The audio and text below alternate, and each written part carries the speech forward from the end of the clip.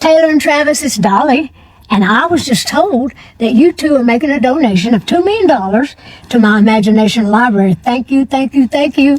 I'm blown away and overjoyed with that gratitude. Now, it's evident that you two have made giving back a key part of your lives, so, hey, when you have your firstborn, can I have it? Because that is going to be one special baby. You know, the mission of the Dollywood Foundation is to dream more, care more, learn more, and be more. And thank you again for your very generous gift. And we'll continue that mission, even in bigger ways now with your money. So thank you, and know that I will always love you. Mwah. Taylor and Travis. If that wasn't super weird, man, I don't know what is. Now, let me read you this thing on the screen, this caption. It says, "It's a big club and you ain't in it."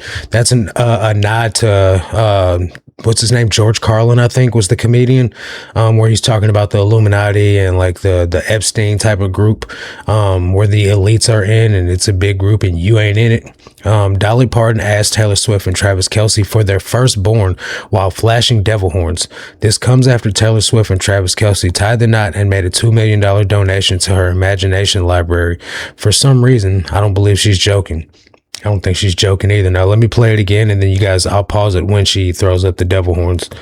This is Dolly, and I was just told that you two are making a donation of $2 million to my imagination library. Thank you, thank you, thank you.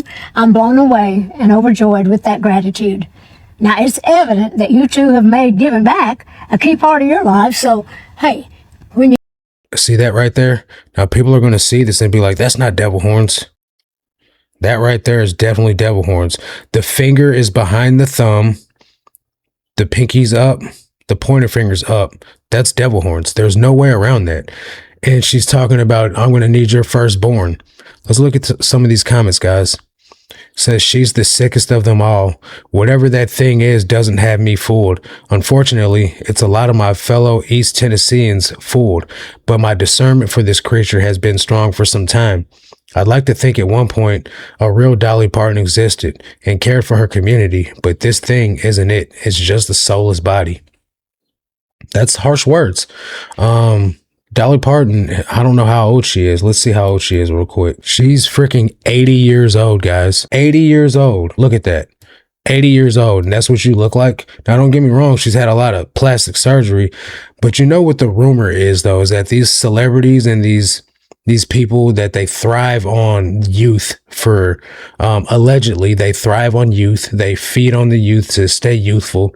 This is what they say goes on in these celebrity back rooms. And that's why we see so much talk about pizza and quote unquote babies in the Epstein files. And now she's asking Taylor and Travis for their baby. 80 years, man. This is what she looks like. That's crazy, guys. Now, comments are saying y'all reaching with this one. This woman is the GOAT. What's the GOAT? What does the GOAT represent? Let's look that up. So here's an image of the Baphomet. What does that goat have? What does this body have? It has a goat head. Goat head, goat head, goat head. So when you're saying she's the GOAT, it's crazy because it says right here, the Baphomet is a goat-headed winged figure that symbolizes the occult, the balance of opposites, and esoteric wisdom.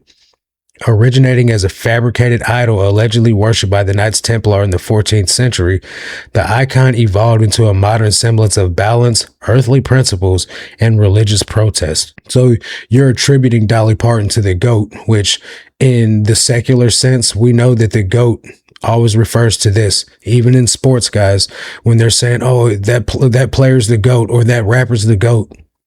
This is what it's a nod to. This person says, because it really is that serious. And it is indeed that serious. 3,223 likes on that one. This person says, Dolly, they can never make me hate you. I don't think that's the intent here. I definitely don't think that's the intention is for anyone to be hateful here. But she says, can I have it? I'm so confused. I've never heard anyone say this. They sacrificed their firstborn. Let's be honest, it doesn't take much to confuse you. Wow, that's crazy. That doesn't mean it's not a saying. It's an old saying. I don't think she meant anything by it. She tried to be funny and it didn't land. It's such a weird thing to say. It is a weird thing to say. They says Dolly Parton is a funny guy. I guess they're trying to say that she's a guy. Dolly Parton. I've never heard this one, but I also don't keep up on this. But ultimately, guys, the symbolism is there. And I've done videos on Taylor Swift. You know, she's into the witchcraft. She's into the occult. I am so concerned for Taylor Swift's soul and the Swifties who follow her, especially those who are professing Christians who call themselves Swifties. Take a look at this recent video in which Taylor Swift is applauding and smiling when others are given credit. But when God is given credit, look at her expression. She shakes her head no, looks down, and will not applaud for God getting glory. Thank you very much, Jen. I want to thank my manager, James. I want to thank my producer, Ryan, for making the best music.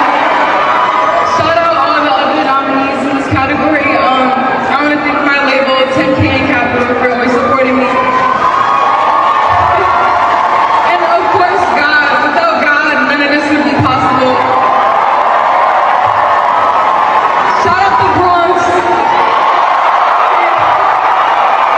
This is tragically part of a pattern that we've been seeing with Taylor Swift recently, and her promotion of witchcraft, spells, and the occult. Stevie Nicks and her good friend Taylor Swift, they make witchcraft look safe. They make it look something that you want. They make it look enticing and seductive. So we've got to be very, very careful of this. Stevie Nicks has been a friend and a mentor to Taylor Swift, who many still think of as that young, sweet country music star who called herself a Christian back then.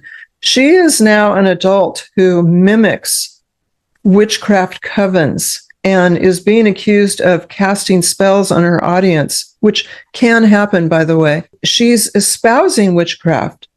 Here's an image on the screen of the witch school welcoming Taylor Swift to their tribe. And as you can see on the screen, Taylor Swift has also been very outspoken pro-abortion. Taylor Swift also writes tweets about casting spells. You can see this on the screen right here. She also wrote, "Witches be like, sometimes I just want to listen to music while pining away, sulking, staring out a window. It's me. I'm witches. Never fear. The Willow Lonely Witch remix is here." And then she put a crystal ball emoji. Please pray for Taylor Swift's soul. So yeah, guys, it really is that deep. Now, one could try to excuse the head shaking away by saying, because the woman on stage that was giving the award speech was saying that none of it would have been possible without God. So she could have been shaking her head in agreement like, yeah, no, none of it would have been possible. You know, like we can explain that particular instance away, but there's no explaining away the other stuff. She agreed to being a witch. She's being tagged in witch post. She's saying that she's a witch. She's literally saying, I'm witches. And so we know that witchcraft in the Bible is a sin. We know that it's not accepted. It's an abomination to God. And not only that, but now she has Dolly Parton throwing up devil horns, talking about giving her baby. It's just weird to me, man. This whole Hollywood stuff is weird. Ultimately, guys, the only way to heaven is through Jesus. You cannot get to heaven by practicing witchcraft. You're not going to make it into heaven. You can't wish or spell your way into heaven. You don't work for your salvation. It comes only through the faith and saving grace of Jesus Christ through what Jesus did on the cross. Hopefully this was all a joke, you know what I mean? But I'm more of a, they have to tell you believing in lesser magic. They put it right in they put it in front of your face type of guy, because they have to tell you what they're doing. They literally have to tell you what they're doing from the karmic effect. And so this is just another one where it's just going to be excused away as a joke. And people are going to be like, you guys are you're going too far with this one, brother.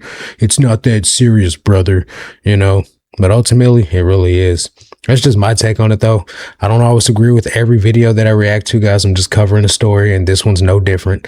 Let me know your thoughts down below in the comment section. I'll leave all these links to the videos in the description to give them credit for their work, as well as to make it easy for you to follow them. That's going to do it for this one, though. I'll catch you guys on the next one. Until then, God bless.